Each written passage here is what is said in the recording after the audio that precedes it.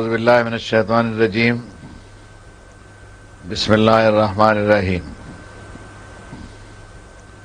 رب اعوذ بک من همزات الشیاطین واعوذ بک رب ان یحضرون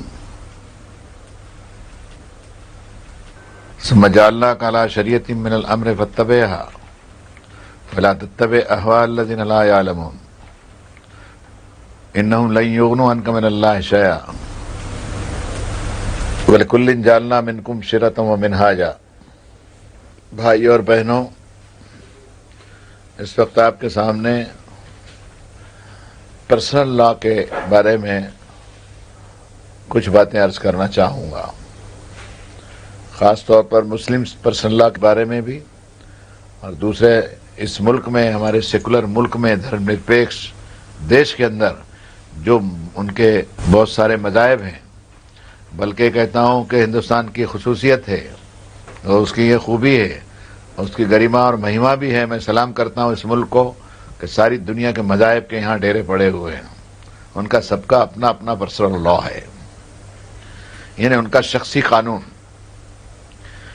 کہ انہوں نے شادی کیسی کرنی چاہیے، کس عورت کو اپنی پتنی بنانا چاہیے۔ بہت سے لوگوں کے یہاں، بلکہ راجے مہاراجوں کے یہاں، اپنی بہن سے وہ لوگ شادی کر لیتے تھے، لیکن شریعت اسلامی جو ہے وہ بہن سے شادی کرنا حرام قرار دیتی ہے۔ یہ ہوا پرسنل لا کہ وہ ایسا کبھی نہیں کریں گے، پانجی کو نکاح میں نہیں لیں گے، باپ کی بیوی ہو یعنی سوتیلی ماں ہو اس کو بھی نکاح میں نہیں لیں گے۔ یہ حرام ہے، وہ حرام ہے، یہ منع ہے، وہ منع ہے۔ اس کو شریعت کہتے ہیں، اس کو پرسنل لا کہتے ہیں۔ آدمی مر گیا، اب اس کو دفن کرنا یہ ایک طبقے کا پرسنل لا ہے، اس کو جلا دینا یہ دوسرے طبقے کا پرسنل لا ہے۔ کوئی اپنے بھائی بہن کی یا باپ بیوی کی میت کو پانی میں بہا دے گا، کوئی جنگل میں چھوڑ دے گا، یہ اپنا اپنا پرسنل لا ہے۔ ان کے کسی کے بھی پرسنل لا کے اندر مداخلت کرنا سیکولر حکومتوں کے لیے منع ہے۔ یہ بات ہم شروع سے کہتے چلے آ رہے ہیں، اور اب بھی یہ کہتے ہیں کہ بھارت جیسے ملک میں، ہندوستان جیسے دیش میں شخصی قانون جو ہیں، قانون دو طرح کے ہوتے ہیں۔ ایک تو حکومت جو ہے سب کے لیے بناتی ہے، مثلا لیفٹ سے چلیے گاڑی، آپ رائٹ سے چلائیں گے تو حکومت کو حق ہے کہ وہ آپ کو پولیس چالان کرے گی اور آپ کا جرم کو قائم کرے گی۔ گورنمنٹ کے جو ٹیکس ہیں اس کو ادا کرنا لازم ہے، ضروری ہے۔ اس کے اندر چوری کرنا جو ہے وہ ایک طرح کی بے ایمانی ہے، وہ قانون سب کو ماننا پڑے گا۔ کامن سول کوڈ اس کو کہتے ہیں کہ ٹکٹ لے کر کے سفر کیجیے، گورنمنٹ کو ٹیکس بھریے، حکومت کے جو قوانین ہیں اس کے مطابق عمل کیجیے، گاڑیاں ٹھیک طریقے سے چلائیے، جو قوانین بنائے جاتے ہیں اس کی دھری کے اوپر چلیے۔ لیکن کچھ قوانین ایسے ہوتے ہیں جو قوموں کے اور مذہبوں کے پرسنل قوانین ہوتے ہیں، اس میں سمجھدار حکومتوں نے دخل نہیں دینا چاہیے۔ یہ ہم شروع سے بھی کہتے چلے جا رہے ہیں، اور جتنے بھی دوسرے ہمارے شنکراچار اور بڑے عالم ہیں اور خود مسلمانوں کا عالم ہے وہ بھی، اور عیسائی دنیا کے دوست بھی، یہ بھی ہم سے متفق رہے۔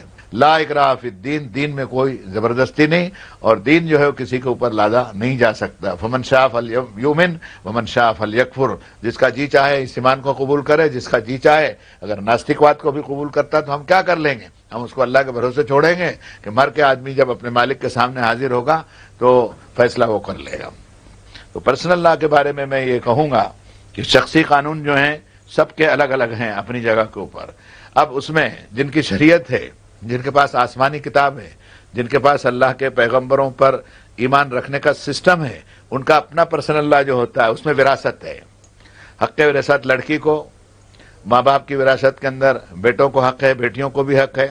ان کا اپنا پرسنل لا کے مطابق ورثے کی تقسیم ہونی چاہیے۔ وصیت کا قانون ہے، اور الحمدللہ دنیا کے اندر یہ بات مان لی گئی ہے، لیکن بہت سے لوگ اس میں ایسی ٹانگ اڑاتے ہیں کہ سب کا یکساں قانون بنا لو، کامن سول کوڈ بنا لو۔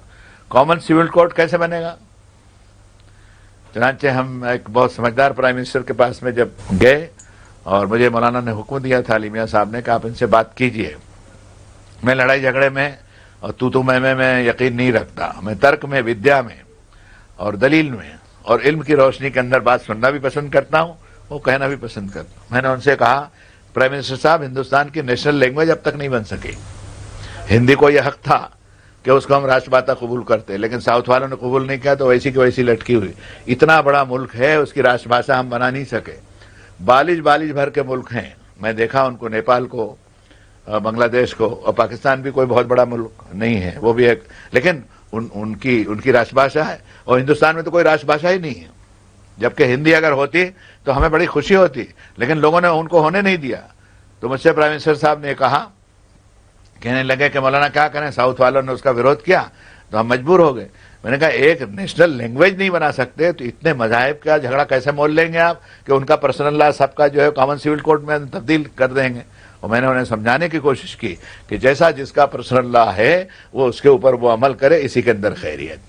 اسلام اور مسلمانوں کے تعلق سے میں آپ کے پرسنل لا کے بارے میں یہ بات کرتا ہوں کہ آپ کا جو شخصی قانون ہے شریعت اسلامی کا، اس پر آپ کو چلنا چاہیے.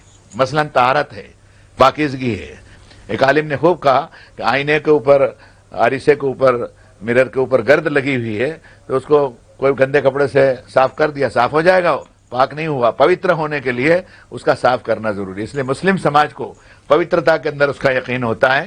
انہوں نے سب نر ناریوں نے، آدمی عورتوں نے، سب نے اس بات کا انتظام کرنا چاہیے کہ ہم بدن کو پاک رکھیں گے. اور وضو کا جو انتظام ہے، جس میں نماز پڑھنے کے لیے وضو کا بنانا ضروری ہے، یہ بھی پوترتا کا ایک بہت بڑا جز ہے. اسی طرح شادی بیاہ کے اندر کس لڑکی کو ہم اپنی بہو بیوی بنا سکتے ہیں، نہیں بنا سکتے ہیں، شریعت نے اس کی لسٹ دے دی ہے. اس سے آپ آگے بڑھ نہیں سکتے اس کو. اسی طرح لڑکیوں کو خریدنا بیچنا بھی منع کیا گیا. یہ پرسنل لا ہے کہ کسی قیمت کے اوپر عورت کو بیچا نہیں جائے گا، کسی قیمت کے اوپر عورت کے اوپر زبردستی نہیں کی جائے گی. انتراضی منکم، کہ نکاح کے اندر اس پر جبر نہیں ہوگا. وہ اگر کوئی کاروائی اپنے بارے میں کرتی ہیں، ودھوا کے نکاح کے اوپر کوئی پابندی نہیں لگائی جائے گی. جناب رسول اللہ صلی اللہ علیہ وسلم نے منع کیا، وَانكِحُوا الْأَيَامَ مِنكُمْ وَالصَّالِحِينَ مِنْ عِبَادِكُمْ، تمہارے نوکر چاکر جو ہیں ان کا بھی بیواہ کرا دینے کے اندر تم پہل کرو. اس لیے کہ معاشرے کے اندر بغیر بیواہ کے چھڑا جیون گزارنا جو ہے وہ کئی برائیوں کی جڑ بنیاد بن سکتا ہے، اور بنا ہے. یورپ نے اس کو دیکھ لیا. ہماری جو بیواہ پدھتی ہے اس کے اندر ہم بگاڑ کو نہ آنے دیں. یہ ہمارا پرسنل لا ہے. کون سا جانور حلال ہے، کون سا حرام ہے، کون سا گوشت ہم کھا سکتے ہیں، نہیں کھا سکتے ہیں، یہ ہر ایک کا اپنا پرسنل لا ہے. مثلا مسلمانوں کا جو پرسنل لا ہے وہ یہ کہ کسی جانور کو وہ اس وقت تک نہیں کھا سکتے جب تک وہ حلال کی لسٹ میں نہ ہو. اور بھی بہت ساری پابندیاں ہیں. جانور چوری کا نہ ہو، جانور چوری کا نہ ہو، جانور حرام کی لسٹ کا نہ ہو، جانور مرا ہوا نہ ہو، مرے ہوئے کو نہیں کھا سکتے. غیر اللہ کے آستانے کے اوپر ذبح کیے ہوں، جیسے منتوں کے جانور اور اس طرح کے لوگ کاٹتے ہیں، اس کو مسلمان کبھی کھائے گا نہیں. اچھا، دوسرے ہمارے بہت سے بھائی ایسے ہیں کہ سور، کتا، بلی، چھپکل، چھچندر، سانپ، کوا، کبوتر ایک لائن سے سب کھا جاتے ہیں. حلال بھی کھا لیتے ہیں اور حرام بھی کھا لیتے ہیں، اور کوئی ان کے یہاں پابندی نہیں، تو ہم ان پر بھی کوئی زور لگاتے نہیں ہیں. لیکن اپنے کھانے کی چیز جو ہے وہ وہی ہم کھائیں گے جس میں ہمارے پرسنل لا نے ہم کو اجازت دی ہے. ویسے ہی لباس بھی ہم وہی پہن سکتے ہیں جو ساتر ہو، یعنی قابل شرم حصوں کو چھپانے والا ہو. عورت جو ہے وہ ریشم اور سونا پہن سکتی ہے، مرد کو منع کیا گیا. جسم کے جو حصے جتنے ڈھانکنے ضروری ہیں اتنا ڈھانکنا مرد کے لیے بھی ضروری ہے اور اس کے لیے بھی ضروری ہے. یہ میں نے چھوٹی چھوٹی باتیں اس لیے، اور مثلا کھانا ہے، اٹھایا، ہاتھ ڈالا اور کھانا شروع کیا، نہیں، بسم اللہ الرحمن الرحیم کو کوئی اللہ کا نام لے کر کے اس کو سیدھے ہاتھ سے کھائے گا، ہاتھ دھو کر کے کھائے گا، جھٹک لے گا ہاتھ کو، اس وقت ٹاول سے پوچھے گا بھی نہیں، اس لیے کہ وہ ٹاول کے اندر اگر دوسرے کچھ کیڑے جراثیم ہوں گے تو خراب ہو جائے گا اس کا ہاتھ. جیسے اکثر ڈاکٹر لوگ بھی کرتے ہیں کہ ہاتھ دھو کے اس کو جھٹک دیتے ہیں اور بعد میں اپنا کام آپریشن وغیرہ کا شروع کرتے ہیں. تو میں عرض یہ کر رہا تھا، کھانا کھا لے گا، ہاتھ دھو لے گا، اس پر وہ اللہ کا شکر ادا کرے. لیس علیکم جناح ان تاکلوا جمیعا او اشتاتا، تم پر کوئی گناہ نہیں مل کر کے کھاؤ یا الگ الگ کھاؤ. بہت سی قومیں مل کے کھاتی ہیں، الگ الگ کھاتی ہیں. اسلام نے دونوں کی اجازت دی. مل کے کھاتے ہیں تو بھی ٹھیک ہے، اور کسی کا جی نہیں ہوتا، مثلا بہت سے لوگ آدھا منہ ہاتھ میں ڈال لیتے ہیں کھانے کے لیے بیٹھے، اب ایک ہی تھالی میں آپ کے ساتھ کھا رہا ہے تو آپ کو قے ہو جائے گی، الٹی ہو جائے گی، آپ کو گھن آنے لگے گی. اس نے کہا نہیں، اس کی اجازت ہے، تم چاہو تو الگ بھی کھا سکتے ہو، چاہو تو تم ساتھ میں بھی کھا. ہم یہ کہتے ہیں کہ سماج رچنا کے اندر، اس ملک کے اندر مسلمانوں کا جو پرسنل لا ہے اس کے اوپر دوسروں نے غور کرنا چاہیے. جب اس کو ہم دیکھیں گے، دوسری قومیں بھی دیکھیں گی، تو اس کے لیے، مسلمانوں کے لیے، بہنوں اور بھائیوں کے لیے میں ضروری سمجھتا ہوں کہ شادی بیاہ کے اندر مسلمانوں کے قانون کے خلاف جو چیزیں ہم کر رہے ہیں، مثلا طلاق کو لے لیجئے. کوئی عورت ٹیڑھی ہے اور بار بار جھگڑا کرتی ہے، ماں سے جھگڑا کرتی ہے، گھر میں ساس سسر سے، پڑوسیوں سے زیادہ خرچ کرتی ہے، یا کوئی آزادی پسند ہے، یا کوئی ایسی چیز کرتی ہے جس میں مرد اس کو برداشت نہیں کر سکتا، تو اس کو اس نے حق دیا ہے، پرسنل لا ہے، وہ اپنی عورت کو چھوڑ سکتا ہے وہ. لیکن چھوڑنے میں جو طریقہ مسلمان اختیار کیے ہوئے وہ پرسنل لا کے مطابق نہیں ہے. اس لیے میں کہتا ہوں کہ خدا نہ کرے کسی کو اپنی بیوی کو طلاق دینے کی نوبت آ ہی جاوے تو عالم سے پوچھ لے کہ مولانا اس کا صحیح طریقہ کیا ہے. اللہ کا فضل ہے، آل انڈیا مسلم پرسنل بورڈ میں جگہ جگہ دارالقضاء قائم کر دی ہے، ان مدرسوں میں، بڑے مدرسوں میں، خود ہمارے ہاں آپ کے بمبئی میں بھی ہے اور مالیگاؤں میں بھی ہے، کہ وہ اپلیکیشن کر کے ہم اس کو دیکھیں کہ کس طرح اس مسئلے کو نپٹایا جائے. ویسے ہی عورتوں کو کے بارے میں یہ کہا جاتا ہے کہ عورتوں کو طلاق دینے کا کیوں حق نہیں ہے. ہم نے کہا کہ اس بیوقوف نے کہہ دیا کہ نہیں ہے، اس کے اندر اس کو خلا کا حق ہے، نہیں ابلا ناری ہے. اس لیے مسلم سماج کے ذمہ ہے کہ وہ اس کی مدد کرے. اور کوئی عورت اگر اپنے پتی سے تنگ ہے، مثلا مار پیٹ کرتا ہے، کھانا خرچہ نہیں دیتا ہے، اور کوئی ایسا ظلم کرتا ہے، شراب پیتا ہے یا کچھ ایسی چیزیں کرتا ہے جس کو وہ برداشت نہیں کر پاتی، تو وہ علماء کو اپلیکیشن دے کر کے اپنا نکاح فسخ کرا سکتی ہے، جس کو خلا کہتے ہیں. تو یہ اعتراض کرنا مسلم پرسنل کے اوپر صحیح نہیں ہے کہ بھئی مرد کو تو حق دے دیا اس نے کہ وہ طلاق دے دے وہ، اور عورت کو اس نے حق کیوں نہیں دیا. یہ بات صحیح نہیں ہے. بلکہ عورت بھی اگر خدا نہ کرے ایسی صورت ہو اور اپنے مرد سے چھوٹنا چاہتی ہو تو اس کو آزادی دے رکھی ہے کہ خلا کا اپلیکیشن کرے. اس کی جانچ پڑتال قاضی کرے گا، دیکھے گا، بنے وہاں تک جوڑنے کی کوشش کرے گا، اور جہاں دکھے گا کہ اب ان کا جوڑ نہیں بیٹھ سکتا تو اس کے چھوٹنے کے راستے بھی ہیں. اسی طرح عورتوں کو جو سماجی حقوق کے اندر ان کو وراثت کا حق ملا ہوا ہے، مسلمانوں نے اس کو پورا دینا چاہیے. وہ دینے سے ہندوستان کے اندر دوسرے گھٹک جو ہیں اور دوسرے جو یونٹس ہیں ان کے اندر بھی خیال پیدا ہوگا کہ ان کے یہاں عورتوں کو اتنا حصہ ملتا ہے اور ہمارے یہاں نہیں ملتا ہے.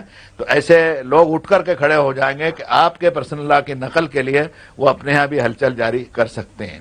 اس مجلس کے اندر میں یہ کہنا چاہوں گا کہ مسلم پرسنل لا کیا ہے، اس کے لیے سب سے بہتر چیز تو قرآن مجید کا معنی کے ساتھ پڑھنا ہے. مثلا ایک آیت ہی جاتے جاتے سنا دیتا ہوں کہ جس پر آپ کا عمل نہیں ہے.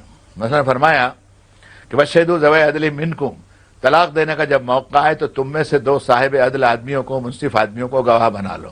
مجھے آپ بتائیے ہندوستان میں کہیں بھی کسی نے اس پر عمل کیا ہو؟ رات کے 2 بجے جھگڑا ہوا اور اس نے اٹھا کے دھڑ کے ساتھ 3 طلاق دے دی. ایسا نہیں کرنا چاہیے. اس 1 طلاق دے کر کے 3 مہینے کا جو مدت ہے اس تک انتظار کرنا چاہیے کہ جڑ سکتا ہے تو جوڑ رکھا جائے، اور نہیں تو پھر چھوٹنے کے راستے کھلے ہوئے ہیں. تو تینوں طلاقیں اپنے پیریڈ کے اندر دی جائیں تو اس میں مرد کو بھی سوچنے کا موقع ملتا ہے، عورت کو بھی سوچنے کا موقع ملتا ہے کہ ہم ساتھ میں رہ سکتے ہیں نہیں رہ سکتے. عجلت میں ایسے فیصلے نہیں کرنے چاہیے. جیسے 2 بجے رات کو جھگڑا ہوا اور اپنی بیوی کو طلاق دے اور اس کو یہ معلوم ہو کہ طلاق کے اوپر 2 گواہ ضروری ہیں، اور گواہ جو ہے وہ یہ نہیں کہ کسی کو بھی اٹھا کے پگلے کو، شرابی کو، کبابی کو لے آیا گھر میں، بلکہ کوئی مولانا ہے، کوئی عالم ہے، کوئی قاضی صاحب ہیں، کوئی ڈاکٹر ہیں، کوئی وکیل ہیں، کوئی انجینئر ہیں، کوئی پٹیل صاحب ہیں، اچھے پڑوسی ہیں، ان کو فون کریں گے تو وہ تو بولے گا نا بابا اس وقت کیا موت آئی ہے، صبح 10 بجے آئیں گے ہم، ٹھنڈی ہے، گاڑی بھی نہیں ہے. 10 بجے اس کا ارادہ بدل جائے گا. اس لیے کہ طلاق جو ہے ایک طرح کی خودکشی ہے، آتم ہتیا ہے. آتم ہتیا اگر مشورہ کوئی کرے تو کر نہیں سکے گا، بغیر مشورے کے چھلانگ لگا دی. اس لیے مسلمانوں سے خاص طور پر ہم اپیل کرتے ہیں کہ طلاق کے اندر سیم برتیں وہ، اور حالات کو دیکھیں اس کو. اور اس کے لیے قرآن مجید نے جو ہمارے پرسنل لا کے اندر ہم کو حکم دیا ہے کہ فَعِظُوهُنَّ، عورتوں کو نصیحت کرو پہلے، وَاهْجُرُوهُنَّ فِي الْمَضَاجِعِ، کچھ دیر پھر الگ رہ کر کے دیکھو کہ مثلا کوئی لڑاکا عورت ہے، بہنیں ناراض نہ ہو اس سے. بعض بہنیں ایسی لڑاکا ہوتی ہیں کہ قابو میں نہیں آتی. پھر اب وہ بیچارہ گھبرا گیا تو کیا کرے گا، وہ سیدھا آدمی ہو، اور ہو سکتا ہے کہ یہ اس کا بھی قصور ہو. اس لیے اس میں کوئی حرج نہیں ہے کہ اگر یہ بھی نہیں ہوتا وہ بھی نہیں ہوتا تو فرمایا کہ فَبَعْثُوا حَكَمًا مِّنْ أَهْلِهِ وَحَكَمًا مِّنْ أَهْلِهَا إِن يُرِيدَا إِصْلَاحًا يُوَفِّقِ اللَّهُ بَيْنَهُمَا. ایک پنچ لوات بھی جس کو کہتے ہیں، عورت کے خاندان کی طرف سے، ایک مرد کے خاندان کی طرف سے، ان کو بولو سر جوڑ کر کے بیٹھو اور یہ ڈسپیوٹ جو گھریلو ہو گیا ہے اس کو دور کرنے کی کوشش کرو اور نکاح کے بندھن کو ٹوٹنے مت دو. اگر ارادہ اصلاح کا ہوگا تو اللہ کوئی راستہ نکالے گا. اگر یہ بھی نہیں بنتا ہے اور طلاق کی نوبت آتی بھی ہے، خدا نہ کرے، تو 1 طلاق دے اور اس میں 2 گواہ ہو. اس میں بھی اس گواہ کا مسلمان ہونا ضروری ہے. جبکہ خود قرآن مجید ڈاکومنٹ میں، رجسٹری کے اندر، وصیت کے اندر اس بات کی کھلی اجازت دیتا ہے کہ یا ایھا الذین آمنوا اذا ضربتم فی الارض فاصابتکم مصیبۃ الموت حین الوصیۃ اثنان ذوی عدل منکم او آخران من غیرکم.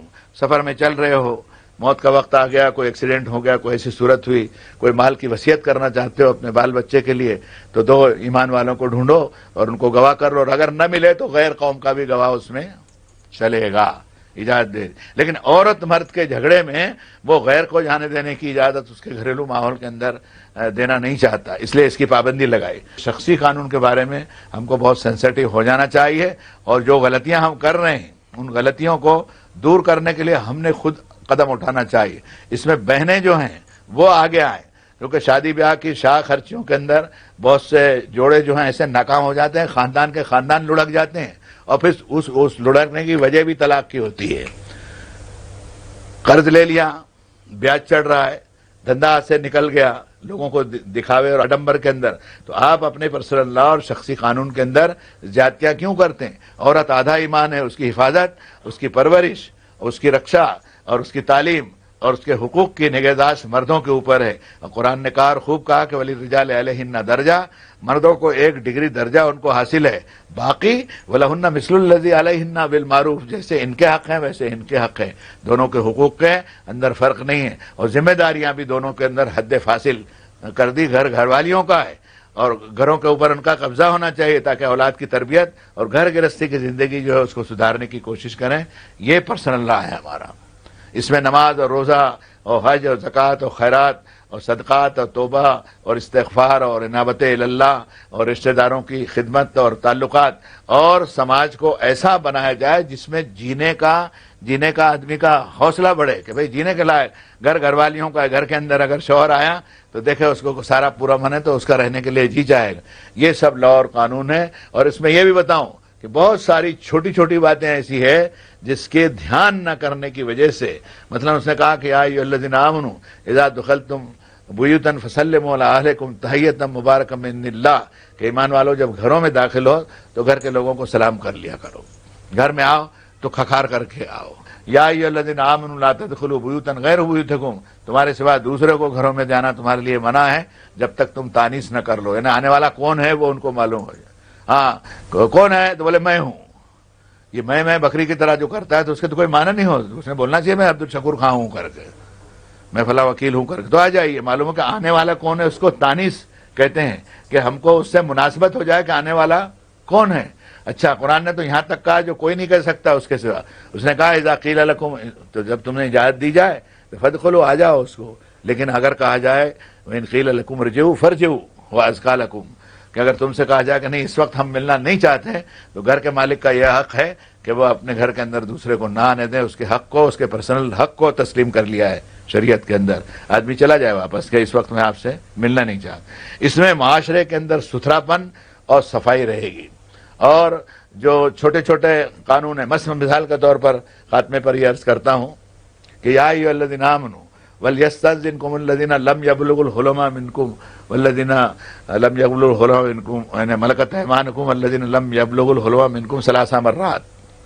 اے ایمان والو, تم میں جو لڑکے لڑکیاں ہیں یہ ویسک نہیں ہیں, اور یہ کہنا چاہیے کہ بالغ یعنی بڑے نہیں ہیں. وہ تو گھر میں آتے جاتے رہتے ہیں نا, چھوٹے بچوں کو تو منع نہیں, لیکن فرمایا بالغ نہیں ہوئے وہ بھی لڑکے لڑکیاں اور نوکر چاکر کمروں کے اندر 3 وقت کی اجازت لیے بغیر داخل نہ ہو. یہ معلوم ہے لوگوں کو, اپنے ہی بچے, گھر کے لڑکے لڑکیاں بھی, مثلا بھائی بھابھی ایک جگہ رہتے ہیں, ماں باپ ایک جگہ رہتے ہیں, ان کے کمروں میں جانا ہے تو وہ لڑکے بھی 3 مرتبہ اجازت لینا. کون سے 3 مرتبہ؟ من قبل صلاۃ الفجر. میں آیت اس لیے پڑھتا ہوں کہ آپ کو معلوم ہو کہ چیز قرآن میں ہے, نماز فجر کے پہلے. وحین تضعون ثیابکم من الظہیرہ, اور دوپہر کے وقت میں جب ہلکے کپڑے میں آدمی ذرا ڈھیلا ڈھالا ہو کے سوتا ہے تب. ومن بعد صلاۃ العشاء, اور عشاء کی نماز کے بعد میں کسی کمرے میں جانا ہو, چاہے ماں باپ کے ہوں اور بھائی اور بہن بہنوئی کے ہوں, بغیر اجازت میں اس میں جانا اس کو منع ہے. مجھے آپ بتائیے, یہ بہت سے گھروں میں معلوم ہی نہیں ہے اس کی, یہ زندگی کا ستھراپن ہے. تو یہ پاکیزہ معاشرہ ہے, پوتر ایک سماج ہے جس کے لیے قرآن نے کہا کہ توبوا الی اللہ جمیعا ایھا المؤمنون لعلکم تفلحون, کہ ایمان والو سب جمیع مل کر کے اللہ کے سامنے توبہ کرو اور اللہ کی طرف رجوع ہو، اپنے قصوروں کی معافی مانگو، اور قانون الہی جو ہے کتاب اللہ علیکم، اللہ کی کتاب تم پر سروپری ہے، اس کے قانون کو معلوم کرنے کی کوشش کرو۔ مثلا ماں باپ کی خدمت کرنا، ان کے حقوق کی ادائیگی کرنا، یہ دین کے اندر ایک بنیادی چیز ہے۔ آج معاشرہ ہمارا اس طرح کا سماج بن گیا ہے کہ پرسنل اللہ یہ ہے ان کو معلوم ہی نہیں۔